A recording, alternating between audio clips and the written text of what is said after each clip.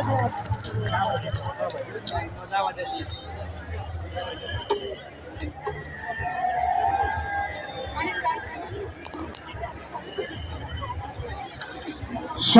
साथीहरूलाई पत्रकार मित्रहरूलाई आवाज गर्नलाई उहाँको आइडी बेगर प्रवेश गराउन गाह्रो भएको मैले महसुस गरेको छु। जहाँसम्म लाग्छ साथीहरूले सहज गरिदिनु हुनेछ। पत्रकार साथीहरूले आफ्नो आइडी कमसेकम हाम्रो स्वयंसेवक साथीले देख्ने गरी लगाइदिनु होला।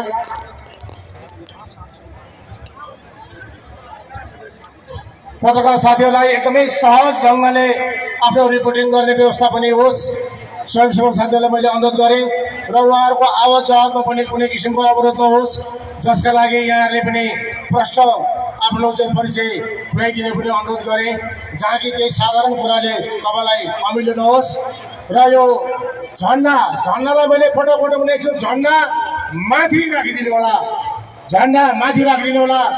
राष्ट्रिय प्रजातन्त्र पार्टीको झन्डा रोकिदिनुको साथीहरू, राष्ट्रिय झन्डा बोकिरहनु भएको साथीहरू झन्डा माथि राखिदिनु होला।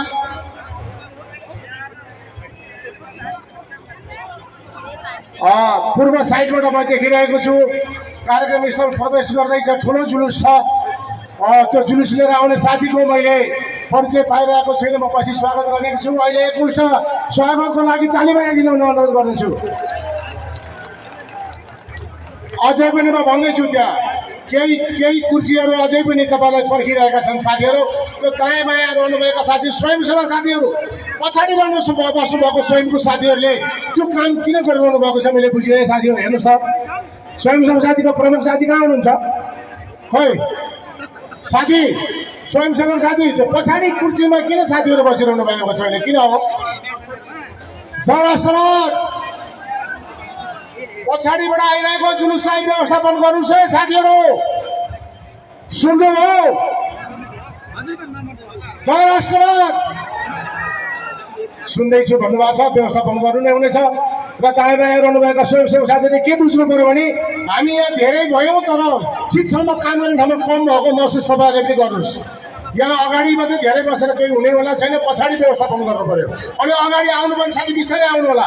अहिले जुलुस व्यवस्थापन गर्नु, मैले यहाँ देखिरहेको छु 7 नम्बर क्षेत्रको जुलुस प्रवेश गरिरहेको छ।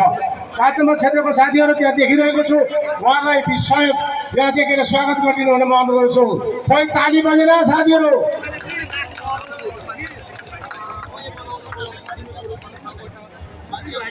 अब त्यहाँ स्वयंसेवक साथीलाई मैले भन्न खोजेँ, त्यहाँ ट्राफिक साथीलाई त्यो किर्तिपुरबाट आउने गाडीको जुन बाटो छ त्यो बाटोमा रहनुभएको ट्राफिक मित्रलाई के सहयोग लिनु पर्यो भने उताबाट आउने गाडी त्यहाँ हाम्रो जुलुसमा अवरोध नहुने गरी पास गर्ने व्यवस्था मिलाइदिन अनुरोध गरिदिनु पर्यो। तल गाडीलाई तल खोला किनारतिर डाइभर्ट गरे एक्सिस ठाउँहरू छ, यहाँले त्यो व्यवस्थापन मिलाइदिनु हुन अनुरोध गर्छु। मैले देखिरहेको छु कालीमतीबाट आउने बाटोबाट कालीमतीको चोकमा राष्ट्रिय झन्डा सहित साथीहरू आइरहनु भएको छ भने उता धोबी घाटबाट पनि यता पुल क्रस गरेर भयद हस्पिटल अगाडि आइरहनु भएको छ। ठुलो मास छ, ठुलो जुलुससम्म लाग्छ। यो ललितपुरको जुलुस हुनुपर्छ अथवा भक्तपुरको जुलुस हुनुपर्छ।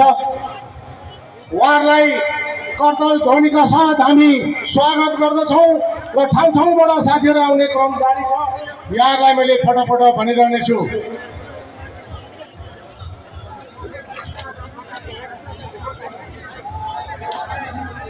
क्यामेराम्यान साथीहरूलाई मैले भनिसकेको छु, मिडियाको साथीहरूलाई मैले भनिसकेको छु, फटाफट भन्नु। तपाईँहरूको काम र ड्युटी अनुसार मैले शोभनीय हुँदैन। तपाईँहरू क्यामेरा बोकेको साथीहरू तलबाट अहिले एकैछिन सहज गरिदिनुहोस्। तपाईँ आफ्नो ठाउँबाट गर्नुहोस्। तपाईँलाई जतिखेर हामीले यहाँ चाहिँ दिनुपर्ने हो त्यतिखेर हामी तपाईँलाई मौका दिनेछौँ। माथि स्वयंसेवक साथी, केही साथी र सुरक्षाकर्मीहरू हाम्रो आफ्नो रेसियोहरू आउनुभएको छ। उहाँहरू बाहेक अन्य साथीहरूले आफैले सहज गर्नुहोस् है। मैले तपाईँ तल बस्नुहोस् मैले भनिरहनु नपरोस्। यहाँलाई अब मिजाइसीले कुरा गर्दै फेरि भन्नुपर्दाखेरि नराम्रो लाग्न सक्छ। तपाईँ तल बसिदिनुहोस् र सहयोग गरिदिनुहोस्। यहाँ मैले देखिरहेको छु अगाडिबाट आवाज गर्ने बाटै ब्लक भयो, बाटै ब्लक भयो। तपाईँ मिलाउनुहोस् न, बाटो मिलाउनुहोस् न। त्यहाँ स्वयंसेवक साथी यहाँ खोइ त्यो बिचमा आउने बाटै ब्लक भयो। अहिले तपाईँलाई म भन्दै थिएँ कालीमाटीबाट बल्खु प्रवेश गर्दैछ जुलुस।